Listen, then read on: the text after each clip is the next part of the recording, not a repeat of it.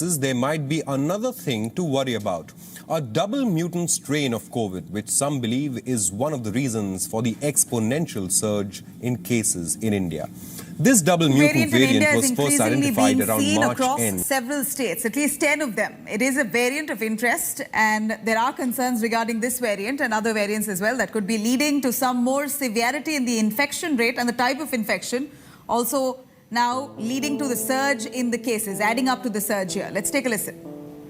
Having two of these mutations, which have been seen in other variants around the world, are concerning because there's a similarity in these mutations that confer increased transmissibility, for example, and some of these mutations also result in reduced neutralization, which may have an impact on our countermeasures, including the vaccine.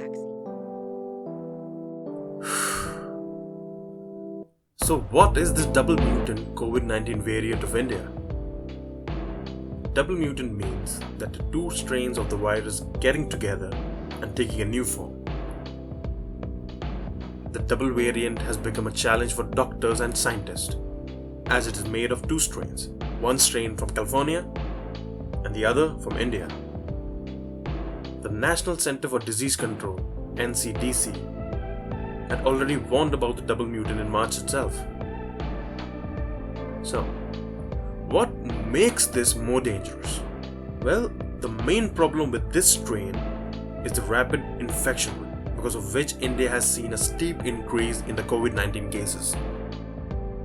So far, the virus has detected in 10 states, including Maharashtra, Delhi, West Bengal, Gujarat, Karnataka, and Madhya Pradesh. This mutation has even managed to enter a healthy human body and defeat its immune system. That is the reason the number of patients aging from 21 to 30 years are rising. In fact, maximum number of patients in the country are youths. But the most worrisome problem is that this strain infects children and pregnant women as well, whereas previously it didn't. Around 30,000 children have been infected with COVID in Karnataka.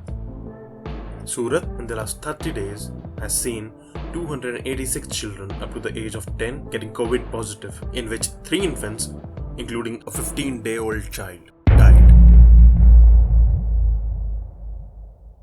The difference in this strain has led to all this, and is the reason it is not getting caught in the test either. There are cases coming up in the country in which the patient is positive, but the test report is negative, because this new variant is not getting caught in the samples taken from the nose and the mouth. It directly attacks the lungs. Now let's take a look at how the tests are being carried out. The RT-PCR and the rapid antigen tests done to detect the virus, both of which are based on the old ways. In the RT-PCR test, the RNA of the virus is first converted into DNA, then copied with samples. If copies are found, then it means the person is infected with the virus. And if not, then the report is negative. Now the same is happening in the new variant, which is the reason it does not match the genome sequencing of the old virus. And when this happens, the report comes negative, while the person is positive. But this new variant gets caught in the CT scan, due to which this technique is now being resorted to. But as it is not available everywhere, it is making it tough to make this a go-to option currently.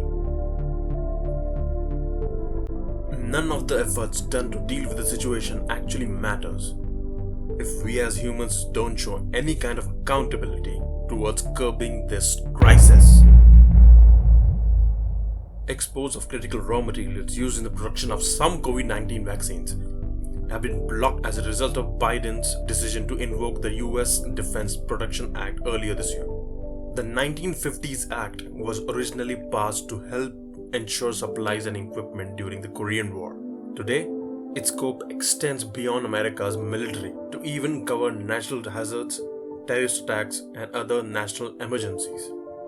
The Act empowers its president to order domestic businesses and corporations to prioritize federal contracts in such events, according to a report by the Congressional Research Service. The same act was invoked by Donald Trump last year for blocking exports of critical supplies like ventilators and medical supplies. The so-called first world nations or developed nations keep acting in a selfish manner. Forget about providing free vaccines to the underdeveloped nations. Nobody is even asking about that. But they should have the fucking decency not to exploit all laws at the expense of other people's lives. Canada, on the other hand, has booked 5 times the number of vaccines it needs to inoculate its citizens. 5 times! First world nations, my ass. Even after being a developing nation, India has gifted 5.6 million vaccines to around 50 countries for free and over 10 million commercial supplies. And now, the country is struggling to make more to even provide for its own citizens. This is a big problem. On one hand, vaccine supplies are limited. On the other hand, the double mutation has created havoc and a blame game is being played out throughout the country. The citizens are blaming the government for not curbing the spread.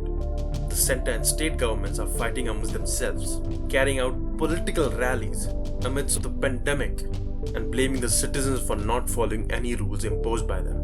By the way, both share the blame on this one. Us as citizens share a part of the blame because first, we don't like following rules. From the beginning, there have been cases of infected people fleeing the quarantine zones. Businesses and traders are rejecting the lockdown proposals by saying they won't be able to earn their living, and at the same time, ignoring any safety regulations needed to eradicate the spread.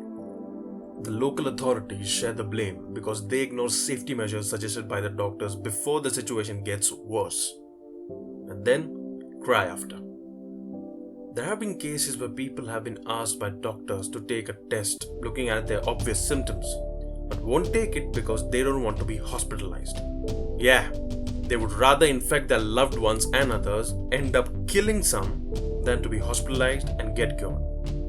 In small towns, local authorities refuse to act, even after being complained by the doctors about these kind of patients, and claiming of having not enough resources.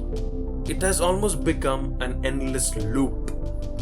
Our mentality is such that we don't want a lockdown, but don't care about lending a hand in making sure there is no need for it in the first place, just by following some rules individually.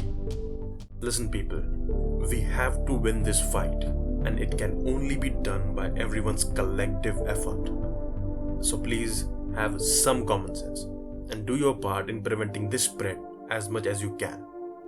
Following this video will be some important tips on the do's and don'ts to prevent yourself and others from getting infected.